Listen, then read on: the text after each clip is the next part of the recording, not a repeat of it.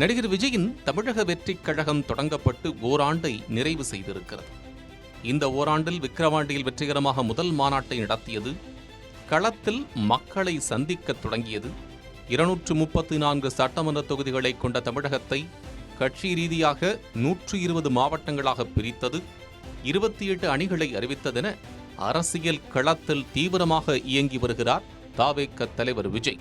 இந்நிலையில் தமிழக வெற்றிக் கழகத்தின் 2ஆம் ஆண்டு தொடக்க விழா மாமல்லபுரம் அடுத்த பூஞ்சேரியில் பிரம்மாண்டமாக நடைபெற்றது.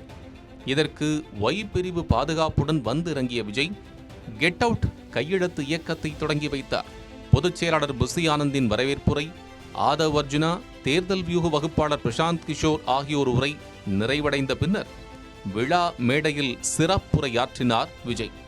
PK-வுக்கு நன்றி சொல்லி ஆங்கிலத்தில் உரையை தொடங்கிய விஜய் 1967ஆம் ஆண்டில் அண்ணா தலைமையில் திமுக தேர்தலில் வென்று வரலாறு படைத்தது போலவும் 1977ஆம் ஆண்டு சட்டமன்ற தேர்தலில் எம்ஜிஆர் தலைமையிலான அதிமுக வென்று வரலாறு படைத்தது போலவும் தவேக 2026இல் வரலாறு படைக்கும் என சூடுரைத்தார்.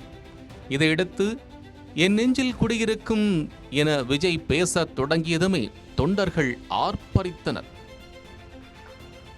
என் நெஞ்சில் குடியிருக்கும்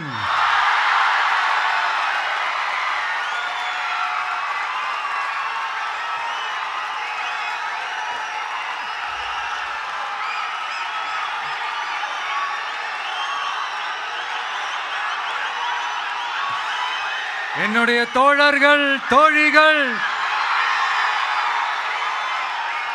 எல்லாருக்கும் என்னுடைய வணக்கம். வணக்கம் வணக்கம். அரசியல் என்ட்ரி குறித்து பேசிக் கொண்டிருந்த விஜய் திடீரென தவேக மீது வைக்கப்படும் விமர்சனங்களை பற்றி பேசத் தொடங்கினார். அதாவது தவேகவில் இளைஞர்கள் மட்டுமே இருப்பதாக வரும் விமர்சனங்களுக்கு பதிலளித்தவர், இளைஞர்கள் இருந்தால்தான் என்ன, முதலில் அண்ணா மற்றும் எம்ஜிஆருக்கு பின்னணியில் இருந்தது இளைஞர்கள்தான். மேலும் தமிழக வெற்றிக் கழகம் எளிய மக்களுக்கான கட்சி, பண்ணையார்களுக்கான கட்சி கிடையாது. பணம் பறிக்க வேண்டும் என்ற மனநிலையோடு இருக்கும் பண்ணையார்களை அரசியலை விட்டு அகற்ற வேண்டும் என்று பேசினார். சாதாரண குடும்பத்திலிருந்து வந்தவங்க தான் பெருசா சாதிச்சிருக்கிறாங்க. இன்னும் சொல்ல போனா நம்மளுடைய கட்சி எளிய மக்களுக்கான கட்சி தானே. அப்படி இருக்கும்போது நம்மளுடைய கட்சி நிர்வாகிகளும் எளிய குடும்பத்தை சேர்ந்தவங்களா தான் இருப்பாங்க. நம்மளுடைய கட்சி ஒன்றும் பண்ணையாறுகளுக்கான கட்சி கிடையாதுல்ல.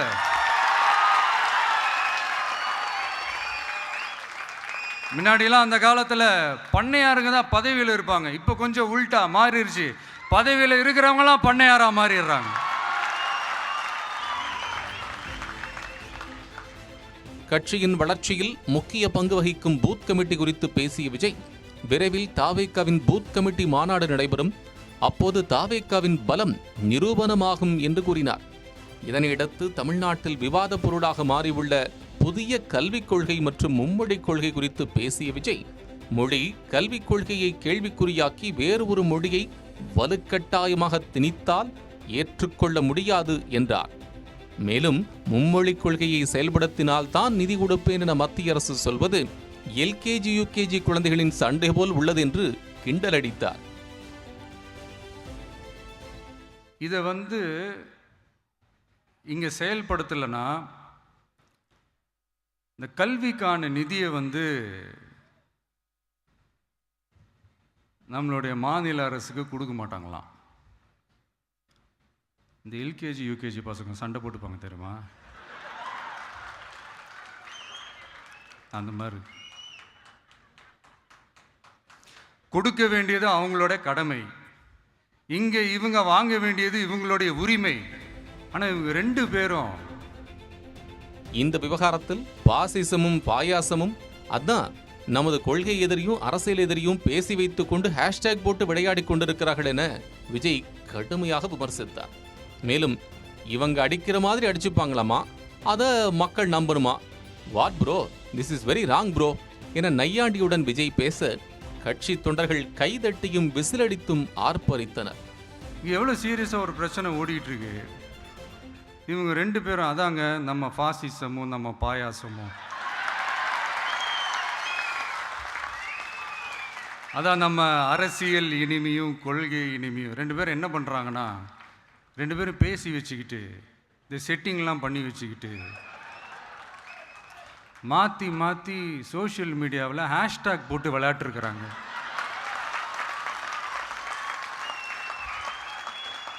இங்கே என்ன நடந்துக்கிட்டு இருக்கு? அதாவது இவங்க ரெண்டு பேரும் அடிச்சுக்கிற மாதிரி அடிச்சுப்பாங்களாம். அதை வந்து நாங்கள் நம்பணுமா? மக்கள் நம்பணுமா? What bro, it's very wrong bro.